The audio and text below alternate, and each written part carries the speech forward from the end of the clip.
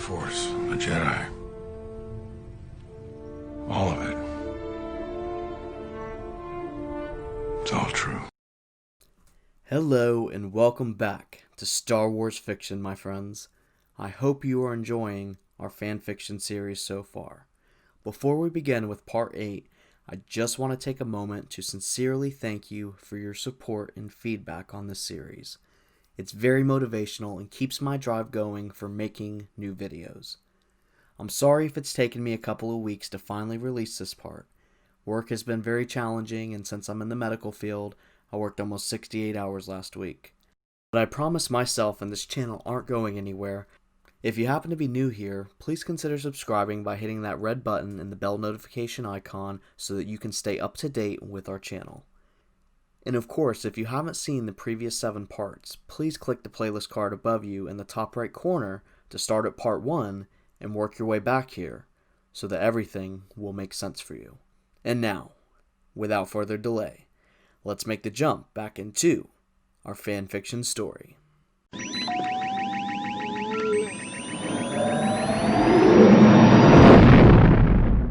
Fear, indecisiveness, and impatience are your worst enemies as a military leader. They are emotions that only the weak should feel. A Grand Admiral of the Galactic Empire should be immune to such feelings, especially when you had 4 times the amount of personnel and firepower as your enemy when the battle began. Now it's just you and 2 capital ships protecting you from a fleet of rebels led by none other than the man you fear the most, other than your late Emperor. "Ma'am, Lord Rax is hailing you. He demands an update." All Grand Admiral Sloane could do was stand in silence. Her first officer had taken the liberty of launching most of their TIE fighters to assist in battle and using their turbo lasers at a distance to avoid taking damage. But somehow that still wasn't enough. It was slowing the Imperial traders down, but not stopping them. "Status report on the Decimator," she simply asked. "Well, it's saving us from taking the brunt of the attack, but I project within the hour we will either have to flee, surrender, or be destroyed." Sloane simply held up a hand demanding silence. "Cut outside communications and prepare to jump to light speed. It is time we return to the Imperial Palace. I have unfinished business to attend to." "But ma'am, that's..." "All a part of the plan, Captain. My plan." Without another word, the ISD Magnificent jumped to hyperspace. Both Luke and Anakin sensed this as they watched the Star Destroyer jump from their fighters. "Father, I could sense her fear," Luke began to say, but was cut off by Anakin. "Her hatred and determination are what motivated her decision. She feared possible defeat or capture, but something else is in play." "I agree. I believe we should meditate on this and perhaps talk with Admiral Versio and the Moff you captured." "First, we will offer the remaining Star Destroyers amnesty, before liberating Vardos." Just then, Han chimed from the Millennium Falcon. "Did you just see that? I don't know what you pulled off, kid, but it sure as hell worked." All Luke could do was laugh. Even Anakin was amused by the smuggler's comment. "Han, we're going to pull back to the Dauntless and Investigator. I have a feeling that when we offer amnesty, this fighting will be over," Luke said, flipping his TIE fighter around. He could sense through the Force the mass confusion all of this had caused. Sure enough, as the Jedi had predicted, the amnesty offer went better than anticipated. One of the 2 remaining Star Destroyers surrendered to Darth Vader, while the other fled before being destroyed. Han and Leia, along with Chewbacca, had all reluctantly agreed to meet Luke and Darth Vader on board the Investigator. Hera Syndulla took the rebel Mon Calamari cruiser along with the newly joined Star Destroyer Vengeance to liberate Vardos and destroy the satellites of Operation Cinder. Luke and Anakin stood outside the Falcon as the ramp lowered. Leia walked off alone, asking Han and Chewbacca to wait on the Falcon for her. She then slowly approached the 2 men in front of her. She gave the man in the dark suit of armor a death glare, and then a half smile to Luke, cueing for him to break the ice. It was so quiet in the hangar, and all that could be heard was the mechanical breathing of the suit of Darth Vader. "Thank you for coming, Leia. This won't be easy, but when we talked on Endor, I told you about my father, Anakin Skywalker. He was redeemed and killed the Emperor and is ready to help us defeat the Empire and rebuild the Jedi Order." Leia was clearly upset by being in the presence of the very man who had tortured her and killed so many innocents over the years in the name of justice for the Empire. She went to speak, but nothing could come out at first. Anakin then finally decided to speak.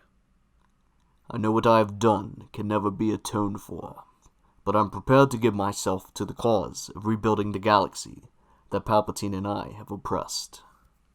"Are you prepared to stand trial after that and face your crimes, Darth Vader?" is all she can finally say, with a tone of anger in her voice. A look of shock filled Luke's face. "Our father will do the galaxy no good dead. He can help us more than you know, Leia. He can help dismantle the Empire, and I need him to help me rebuild the Jedi Order. I can't let that happen." Leia then cuts in with more anger in her voice. "My father and my entire planet were killed by Tarkin, while Vader watched and did nothing. How can you call this monster your father, Luke?" "My father is Anakin Skywalker, Jedi Knight and hero of the Republic. Darth Vader managed to defeat him, but when it mattered most, he was able to return and kill Darth Vader once and for all." Anakin then tried to speak, but the glare that Leia was giving him made it almost impossible. She definitely had her mother's authoritative demeanor. "I turned to the dark side to save your mother. I thought it was the only way. I was wrong," is all he could finally say. "Like I'm supposed to believe that?" Leia said, pressing the matter, but Luke then cut in. "Palpatine manipulated him. If you were on the Death Star with us, Leia, you would know. He almost convinced me to kill my father, Anakin." Leia then turned her back to hide her emotions. "You would have done the galaxy some good if you had, Luke." Leia's words cut deep, but Luke and Anakin knew she had every right to feel that way. Anakin then looked at Luke and Leia. "Should it be in the best interest of the galaxy, I will surrender myself once the Empire has been defeated. Knowing my children are safe and passing on my knowledge of the Jedi is all I wish to fulfill before standing trial." Luke prepared to protest, but his father put a hand on his shoulder, stopping him. Leia quickly turned around and pointed at Anakin, her finger inches from the mask of Vader. "I will hold you to that, Lord Vader." She then turned to look at Luke.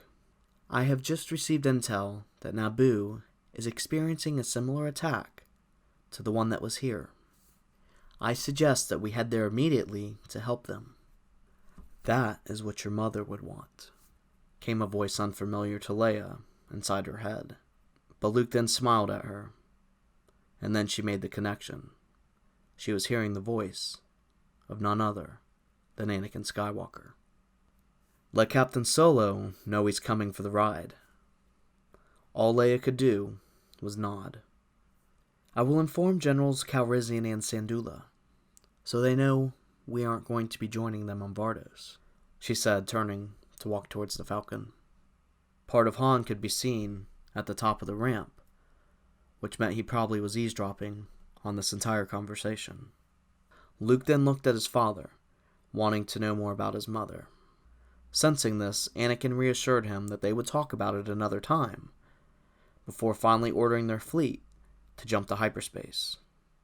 "Come, Luke. Let us meditate," Anakin communicated with Luke before leading him off to the former quarters of Moff Wraith. They both knew Leia would need time to process everything. It would do Luke no good to be around her right now anyways. She would have Han and Chewie to comfort her. He could sense his father's disappointment, and while he knew Leia wasn't wrong, he couldn't let his father face his demons alone either. Darth Vader would not be given any power to come back to life and to take over Anakin Skywalker once more. Luke would make sure of that. Alright, my friends, that is the conclusion to Part 8. I hope you enjoyed watching it as much as I enjoyed making it. These fanfictions are a blast, and I can't wait to give you Part 9. Please do me a huge favor and give the video a like and hit that red subscribe button if you haven't done so already. I want our channel to grow and share this fanfiction plus many more to come in the future with as many Star Wars and fanfiction fans as we can. As always, please leave your thoughts and suggestions in the comments below. I enjoy reading them and drawing inspiration from you guys by adding your thoughts into future parts of our fanfiction series. I hope everyone is staying safe during these crazy times and that you're able to at least get back to your old lives a bit. Stay tuned for Part 9, and until next time, may the Force be with you, wherever you may be, in the galaxy, far, far away. Ashley, what you have